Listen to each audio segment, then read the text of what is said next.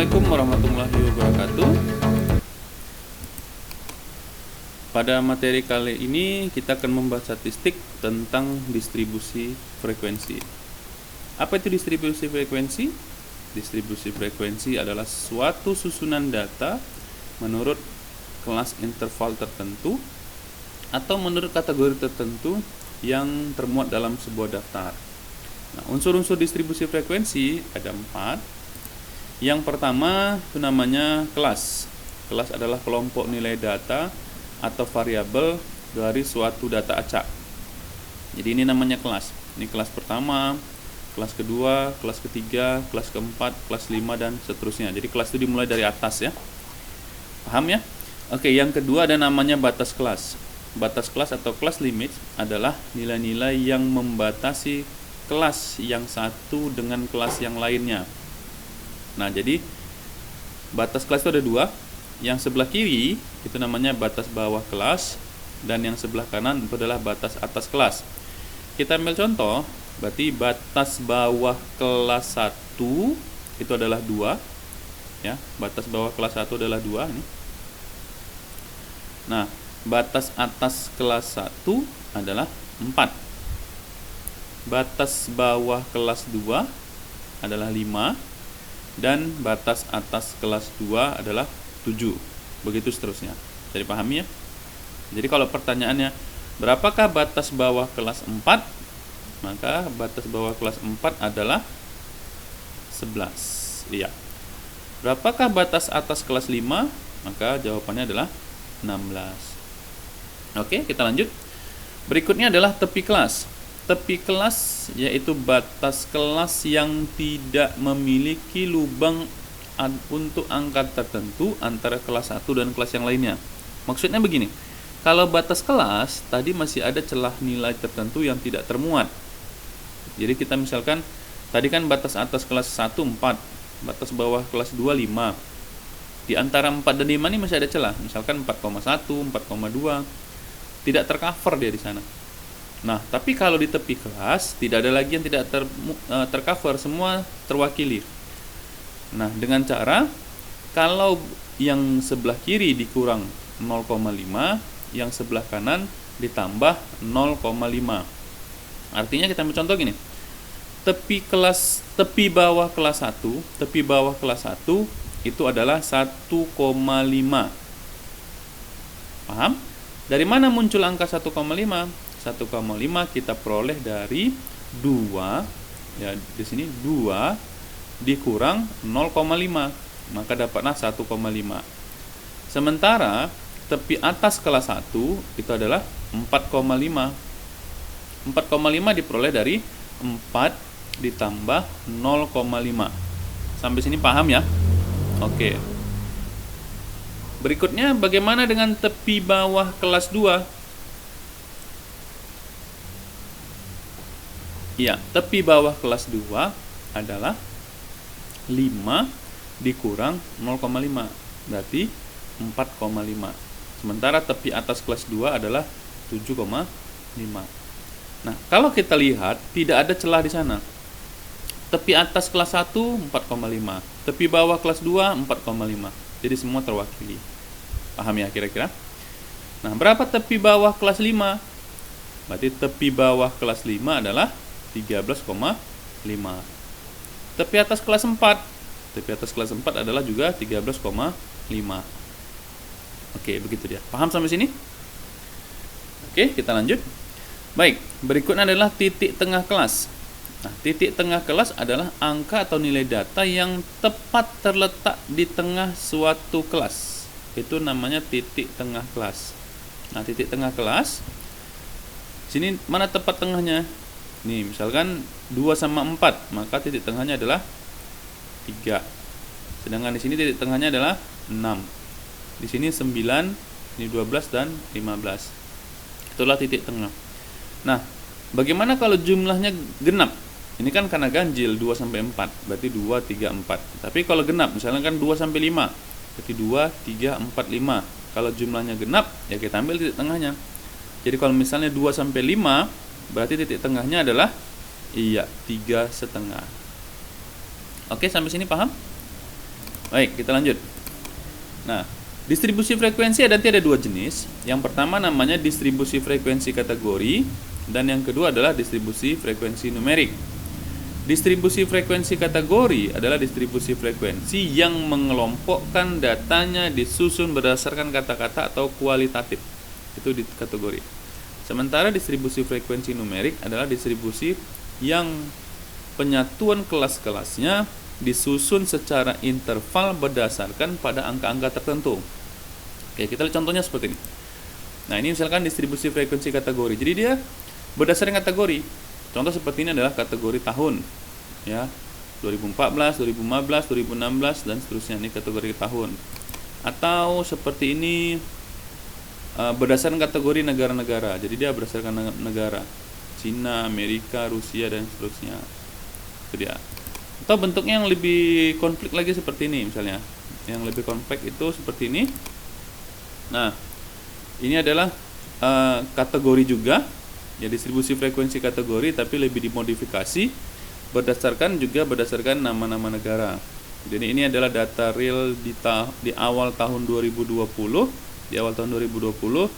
yaitu penyebaran COVID. Jadi awal-awal penyebaran COVID di tahun 2020. Nah, ini adalah penyebaran COVID-19, yaitu confirmed cases outside of China. Jadi kasus yang dicatat di sini adalah di luar Cina, karena Cina sebagai negara penyebarnya. Nah, ini adalah negara-negara yang terinfeksi. Nah, ini terjadi di awal tahun 2020. Nah, kalau kita lihat di sini, data-data itu diklasifikasikan berdasarkan negara-negaranya. Jadi dikategorikan berdasarkan negara-negaranya dan berdasarkan harinya. Jadi dia per hari. Nah, seperti ini tanggal 20 Februari. Nah, ini di tanggal 20 Februari, tanggal 21 gitu dan seterusnya. Jadi dia berdasarkan kategori negara-negaranya. Oke, kita lewatin aja. Nah, sekarang distribusi frekuensi numerik. Nah, kalau numerik dia berdasarkan interval. Nah, kalau seperti ini tadi kan ada interval ya, 2 sampai 4, 5 sampai 7, 8 sampai 10 dan seterusnya. Jadi dia berdasarkan interval. Atau boleh juga seperti ini. Dia berdasarkan kelompok usia. Jadi ada 15 sampai 20, 21 sampai 25 dan seterusnya. Namun ini tidak baik. Kenapa tidak baik? Ada kelas yang tidak memiliki interval dengan baik. Contoh seperti ini. Di kelas pertama disebutkan dengan usia kurang dari 15 tahun. Itu tidak boleh sebenarnya, ya. Jadi tetap harus pakai interval. Nah, seperti ini juga. Kelas 7 ini dengan usia lebih besar dari 41 tahun. Itu tidak boleh. Jadi tetap harus pakai interval seperti ini. Ya, bisa aja dia buat misalkan 0 sampai 15 tahun atau di sini 41 sampai 60 tahun gitu ya. Nah, jadi dia harus betul-betul pakai interval semua. Oke? Sampai sini paham ya? Baik, kalau paham kita lanjut. Nah, sekarang bagaimana teknik distribusi frekuensi itu dibuat? Jadi, distribusi frekuensi numerik itu adalah beberapa langkah dalam pengerjaannya sehingga tadi menjadi kelas-kelas interval seperti itu. Nah, yang pertama nanti kita urutkan data dari yang kecil sampai yang paling besar, lalu hitung jarak atau rentang nilainya. Untuk menghitung jarak atau rentang ini dengan rumus R sama dengan data tertinggi dan dikurang data terkecil. Artinya, waktu kita tadi mengurutkan data di sini di poin 1, kita tentunya dapat memiliki angka paling kecil dan angka paling besar. Lalu kita kurangkanlah kedua angka tersebut, dapatlah yang namanya rentang. Paham ya? Baik, yang berikutnya kita akan menghitung jumlah kelasnya menurut target, yaitu rumus K sama dengan 1 tambah 3,3 log N, di mana N itu adalah jumlah data. Data ini artinya berapa banyak data kita. Kalau data kita ada 30, berarti adalah logaritma 30. Kita tinggal melihat di daftar logaritma 30 itu nilainya berapa.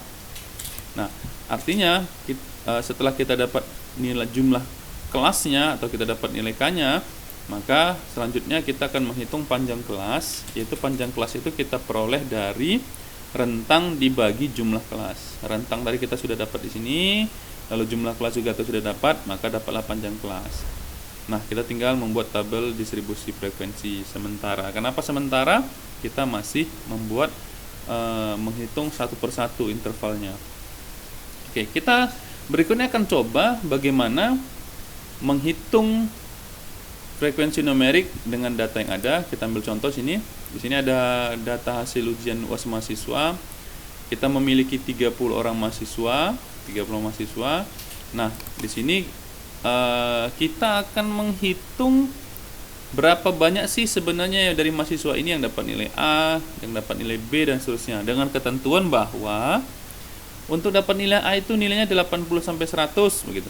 B itu 70 sampai 79, C 60 sampai 69, D 50 sampai 59, dan E 0 sampai 49. Nah, sudah ada ketentuan-ketentuannya. Kita hanya diminta untuk menentukan berapa intervalnya atau berapa banyak yang memenuhi nilai A, nilai B, dan seterusnya. Nah, untuk kali ini kita akan menggunakan SPSS sebagai alat bantu kita. Oke, boleh kita buka SPSS-nya. Nah, untuk SPSS ini masih ada sheet kosong. Sheet kosong ini sheet pertama kali kita buka ada dua, nanti ada namanya data view dan ada namanya variable view. Nah, untuk mengerjakan SPSS, maka yang pertama kita kerjakan adalah variable view, yaitu kita menentukan variabelnya dulu. Nah, kalau tadi kita lihat di sini adalah nilai UAS, ya, nilai UAS, maka di variable view boleh kita buat di sini. Di sini adalah nilai UAS. Oke. Jadi, maaf, jadi tidak boleh ada spasi, ya, tidak boleh ada spasi. Tidak boleh ada spasi. Nah, jadi kita buat sini nilai UAS misalnya. Nah, maka muncullah tipenya adalah numerik. Jadi tipenya itu atau type-nya boleh banyak, bisa numerik, bisa dan yang lain lah, ya. Bisa string, pasang, dan segala macam. Namun karena kita menggunakan nilai, ya, bentuknya adalah numerik, maka kita akan memilih yang numerik. Oke, kita lanjut. Baik. Void ini adalah jumlah karakter yang boleh nanti masuk ke dalam desimal. Berarti kita akan menggunakan, karena kita tanpa desimal, kita buat 0 itu, ya. Dan ini nanti akan di pembahasan berikutnya. Sampai sini oke? Yang penting dipahami kali ini adalah bagaimana menulis variabelnya, ya. Ini aja dulu. Nah, maka kalau sudah kita buatkan variabel view-nya, kita akan ke data view. Di sini akan terlihat variabelnya sudah berubah menjadi nilai UAS. Oke. Nah, kita lanjut. Nah, kita akan melihat data kita. Data kita adalah nilai UAS-nya 70 sampai ada 30 peserta. Jadi ada nilai 70 dan sampai 79. Ini kita copy. Oke. Kita copy. Nilainya kita copy. Ya, kita copy. Lalu kita kembali ke nilai UAS, lalu kita pastekan di sini, kita pastekan. Oke, bentuknya seperti ini. Nah, boleh juga kita mengetik satu persatu, silakan, tergantung, ya. Kalau kita tidak punya data dalam bentuk Excel, ya, kita ketikkan satu persatu, silakan, boleh. Nah, maka sekarang kita sudah memiliki 30 data kita, 30 data nilai UAS yang sudah kita inputkan ke dalam variabel. Langkah berikutnya kita klik transform, lalu kita pilih record into different variables. Oke. Nah, akan muncul bentuk seperti ini, ya, sheet seperti ini. Lalu kita pindahkan nilai UAS kita ke input variable dengan cara klik seperti ini. Lalu bolehlah misalkan kita ubah di sini, jangan misalkan nilai, kita ganti nama dengan nilai, change. Oke. Setelah kita change, kita pilih all and new value. Nah, di sini kita akan mulai membuat rentangnya. Tadi rentangnya ini kan 80 sampai 100 A, 70 sampai 9, 60 sampai 9, dan seterusnya. Nah, itu yang kita input di sini. Maka misalkan 80 sampai 100, kita buat dulu value 1, jangan langsung A, value 1 dulu. Kita add, maka akan muncul all and new-nya adalah 80 sampai 100 itu adalah 1. Lalu 70 sampai 79, ya, itu adalah 2. Add-nya. Kita lanjut. Kemudian 60 sampai 69 adalah 3. kemudian 50 sampai 59 itu 4, kemudian 0 sampai 49 itu adalah 5. Kriteria ini sudah kita peroleh dari sini tadi, dari ini ya, dari interval ini 80 100, 70 sampai 79, 60 69, 55 9, 0 sampai 9. Itu dari situ sebenarnya. Oke, paham sampai sini ya. Baik, kita lanjut. Maka kalau kita sudah buat kriterianya, rentang-rentangnya, kita continue. Setelah kita continue, kita kembali ke set ini, lalu kita okekan. Baik, kita okekan. Setelah kita okekan, nanti akan muncul box seperti ini. Nah, kalau kita lihat di sini, nah sudah ada nilai yang baru ya. Jadi variabel dengan nama nilai yang baru ini yang dibuat oleh SPSS, namun pakai koma. Kenapa? Kalau kita balik kemari, karena di sini pakai 2 desimal. Kita nolkan. Kalau kita nolkan, kita lihat sini semua tidak pakai koma lagi. Oke, sampai sini paham ya? Baik, kita lanjut.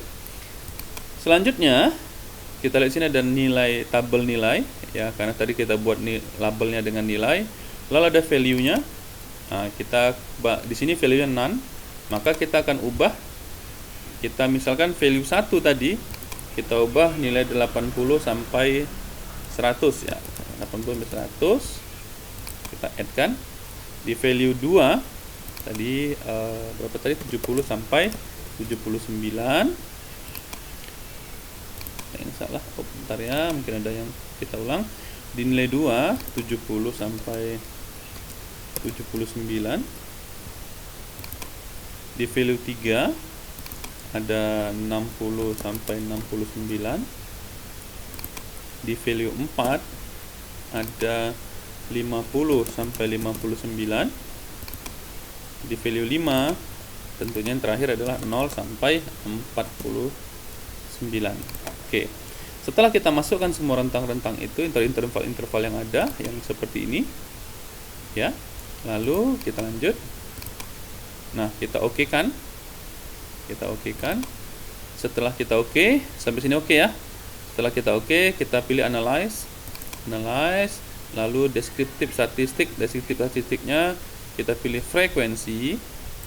Nah, di frekuensi mana yang mau kita pilih, boleh UAS aja atau nilai aja, atau boleh dua-dua, silahkan. Kali ini akan saya ambil contoh dua-dua, kita masukkan ya. Jadi kita boleh 1, boleh 2, atau dua-dua. Kalau satu-satu kita tinggal klik pindahkan kemari, satu-satu pindahkan kemari gitu.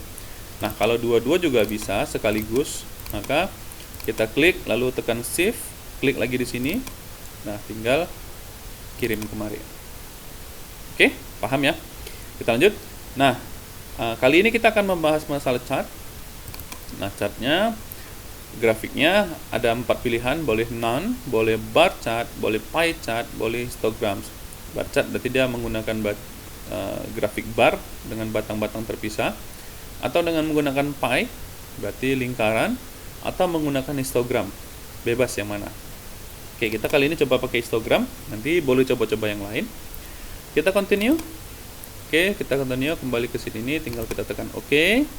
Nah, setelah kita tekan OK, nah, maka akan muncul di outputnya itu kita akan baca. Nah, di output ada frequencies dengan dia bilang data yang valid itu adalah 30, dengan data yang miss adalah 0. Jadi sesuai dengan data kita tadi, yang valid adalah 30. Mohon maaf, salah pencet. Saya mau tunjukin. Nah, ini tadi kita punya data 30, yang valid ya. 30 berarti semua valid alhamdulillah. Nah, lalu frekuensinya, kalau kita lihat di sini tadi dia susun dari paling kecil sampai yang paling besar sesuai dengan langkah-langkah pada distribusi frekuensi numerik tadi ya. Jadi dia susun paling kecil paling besar. Lalu di sini sudah nampak frekuensinya. Nilai 67 ada 1, nilai 68 ada 2, 70 ada 1, 75 ada 2, dan seterusnya. Itu frekuensinya. Lalu persentasinya. Jadi nilai 67 ada 3,3%, nilai 68 ada 6,7%, dan seterusnya. dan tingkat kevalitannya sama karena 100%. Nah, itu dia. Nah, kumulatif persen itu dia menjumlahkan. Jadi di kelas pertama tadi frekuensi adalah 3,3, lalu kumulatif persennya ditambahkan 6,7 maka menjadi 100 dan seterusnya. Di sini jadi ditambahkan 3,3 menjadi 13,3 dan seterusnya. Oke. Nah, di sini kita lihat ini hasilnya. Untuk nilai berarti dengan interval 80 sampai 100 ada 18 yang mendapat nilai 80 sampai 100. Sementara nilai 70 sampai 79 ada 8 ya. Mohon maaf, ada 9. Kemudian 60 sampai 69 ada 3, dengan total adalah 30 seperti itu. Nah, tadi kita memilih histogram. Maka di histogram ini kelihatan nilai-nilainya. Ini ada kelihatan nilai-nilainya ya, histogramnya, dan ini juga intervalnya di kelas yang pertama, yang kedua, dan yang ketiga seperti ini. Oke, sampai sini ada pertanyaan? Oke, jadi itulah kurang lebih tadi dari segi untuk teknik distribusi frekuensi kita ya. Secara teori sudah saya sampaikan di awal, dan lalu tadi kita praktek menggunakan SPSS.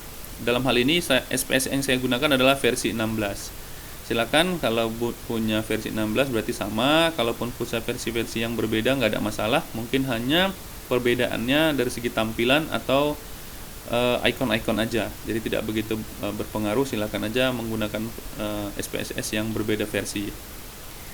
Oke, mungkin penjelasan saya sampai di sini.